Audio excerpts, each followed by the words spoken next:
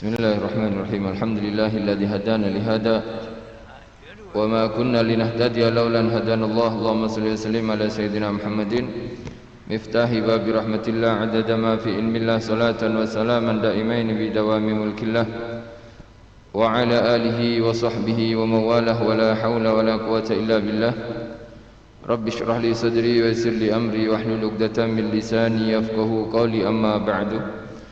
Yang dimuliakan oleh Allah Subhanahu wa taala, muslimin muslimat, bil khusus Tuan Nadir, Tuan Imam, Tuan Bilal EJK Masjid serta para jamaah rahimakumullah. Alhamdulillah, segala puji bagi Allah Subhanahu wa taala yang telah mengkurniakan kepada kita nikmat iman, Islam, kesihatan, afiah, dan kita diberikan kesempatan untuk ibadah kepada Allah Subhanahu wa taala. Mudah-mudahan Allah Subhanahu wa taala sentiasa menerima amal ibadah kita, mengabulkan doa kita, menunaikan hajat-hajat kita. Alhamdulillah, kita dihimpunkan di rumah Allah Subhanahu wa taala yang mana merupakan kita adalah tetamu Allah yang sudah semestinya seorang tetamu akan dimuliakan oleh Allah Subhanahu wa taala.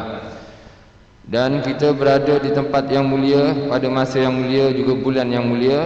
Sedia maklum bahawasanya bulan ini merupakan bulan Sya'ban, bulan yang banyak berlaku peristiwa di dalam Islam, termasuk berlakunya perpindahan kiblat muslimin daripada Masjidil Aqsa ke Masjidil Haram, ke Mekah Musyarrafah.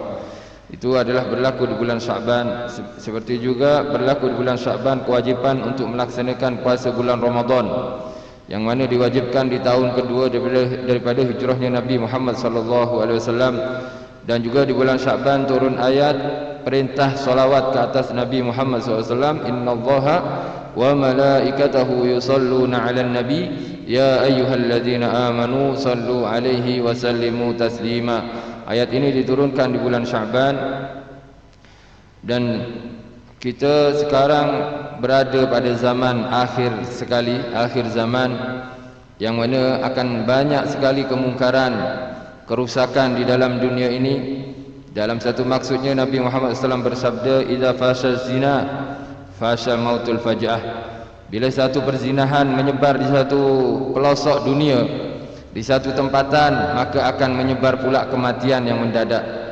Seperti yang berlaku sekarang, seseorang dalam satu tempatan, mungkin mukimin, orang-orang yang duduk di taman tersebut atau di blok tersebut, ada 1000 orang, bawah tu ada surau. Daripada 1000 orang yang datang ke surau, 20 sahaja. Maknanya hanya 2%. Atau mungkin yang 3% dia solat di rumah masing-masing. Lepas tu yang 95% kat mana ni muslim ini? Oleh itu ramai daripada muslimin yang jauh daripada agamanya, jauh daripada solatnya, mereka melampiaskan, memuaskan hawa nafsunya dengan berzina laki dan perempuan, berzina laki dengan laki, berzina perempuan dengan perempuan. Naudzubillah. Bila berlaku perkara ini, maka Allah akan menurunkan azab daripada langit, yakni dalam bentuk mungkin sekarang adalah COVID-19, tapi akan datang, akan semakin teruk, akan semakin parah. Ketika perzinahan tadi menyebar di dunia, maka kematian yang mendadak akan berlaku juga di seluruh alam. Oleh sebab kita banyak mengalami saudara mara kita, bahkan jiran-jiran kita, yang mana baru semalam kita jumpa dia, sekarang dah tak ada. Baru tadi pagi kita call dia, malam dah habis mati. Seorang isteri menjadi janda, seorang suami menjadi duda, anak menjadi yatim piatu. Di akhir zaman ini sangat segera.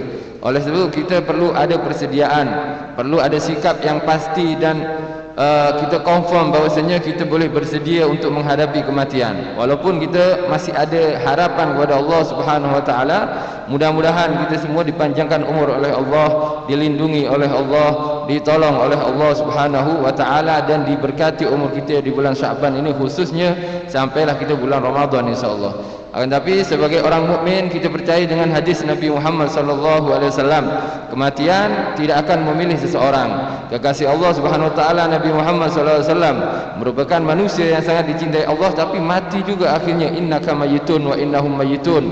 Ya Muhammad, sesungguhnya engkau juga akan mati sebagaimana mereka telah mati. Oleh sebab itu kita orang mukmin kena sentiasa bersedia di setiap masanya. Dalam satu hadis Nabi Muhammad sallallahu alaihi wasallam bersabda mengenai keutamaan Sayyidul Istighfar. Sayyidul Istighfar merupakan amalan yang sangat penting untuk kita bersedia, prepare untuk kehidupan akan datang. Sebab kenapa? Sebab sekarang kita ni tak pasti. Kita boleh hidup alhamdulillah malam hari, tapi esok hari kita tak tahu lagi. Mungkin hari ini kita hari Ahad boleh hidup, hari Isnin kita tak tahu, bulan hadapan kita tak tahu. Oleh itu bacalah atau laksanakanlah, amalkan apa yang disabdakan oleh Nabi Muhammad SAW mengenai Sayyidul Istighfar. Nabi bersabda, man qalaha minan nahari mukinan biha famata min yaumiha qabla an yumsi wa huwa min ahlil jannah, wa man qalaha minal laili mukinun biha famata min yaumiha qabla an yusbiha wa huwa min ahlil jannah. Sesiapa yang membaca Sayyidul Istighfar pada waktu siang hari kemudian dia mati pada siang tersebut sebelum datangnya malam, maka orang ini adalah ahli surga. Amalan yang sangat mudah. Kita cukup baca Sayyidul Istighfar di pagi hari. Bila dah solat subuh, jangan terus gerak, duduk dulu. Paling kurang kita baca tasbih 33, Alhamdulillah 33, takbir 33, kemudian tambah Sayyidul Istighfar.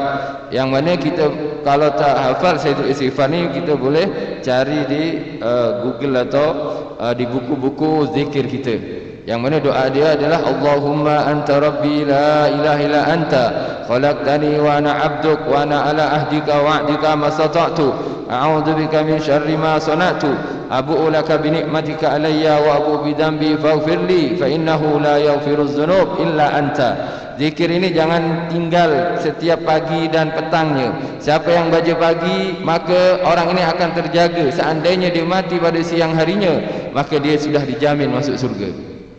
Bila dia baca pada petang hari, yakni selepas maghrib, kemudian dia mati pada waktu malamnya, maka dikatakan oleh Nabi dia adalah ahli surga.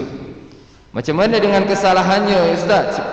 Itu adalah urusan dia dengan Allah Subhanahu Wa Taala. Kita kesalahan dengan manusia wajib kita elakkan, wajib kita minta halal, wajib kita kembalikan kezaliman harta benda orang lain. Selepas itu kita amalkan perkara ini. Istighfar, Sayyidul Istighfar setiap pagi dan petang. Mudah-mudahan kita sentiasa dapat ampunan Allah Subhanahu Wa Taala. Bagi orang yang mungkin sekarang tengah terkesan dengan pandemik yang berlaku atau endemik atau pandemik, alhasil apa yang berlaku pada saat ini mungkin terkesan dalam ekonomi dia, maka perbanyaklah istighfar. Allah Subhanahu Wa Taala berfirman, faqul tastaghfiru rabbakum innahu kana ghafara yursilis sama alaikum idrara wa yumdidkum bi amwalin wa banin. Maka Allah akan memberikan, memanjakan dia dengan bi amwalin, dengan banyak harta. Bila memang orang ini memperbanyak istighfar kepada Allah Subhanahu Wa Taala. Tapi kita nak banyak harta, kalau kita celaka di akhirat, naudzubillah min dzalik. Kita niatkan istighfar kita untuk mendapatkan ampunan daripada Allah Subhanahu Wa Taala. Dan juga dalam satu hadis yang bermaksud Nabi Muhammad sallallahu alaihi wasallam bersabda mengenai ayat kursi. Ayat kursi dikatakan siapa yang membacanya kulla duburi solati, setiap selepas solat, maka tak ada pemisah antara dia dan surga melainkan kematian. Yang penting kita solat 5 waktu jangan tinggal. Solat berjamaah di masjid sangat digalakkan, jangan ditinggal. Lepas tu baca ayat kursi. Orang yang baca ayat kursi selepas solatnya, kemudian dia mati, maknanya tak ada penghalang lagi antara dia dan surga.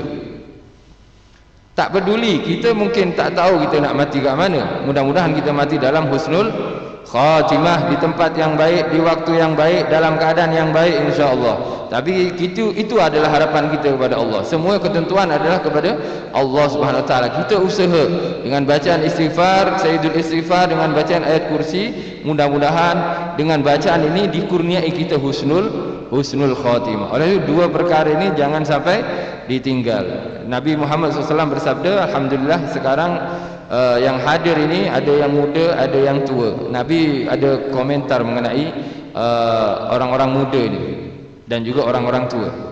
Dalam satu sabdanya Nabi, khairu syababikum man tashabbaha bi syuyukhikum wa syarru syuyukhikum man tashabbaha bi syababikum.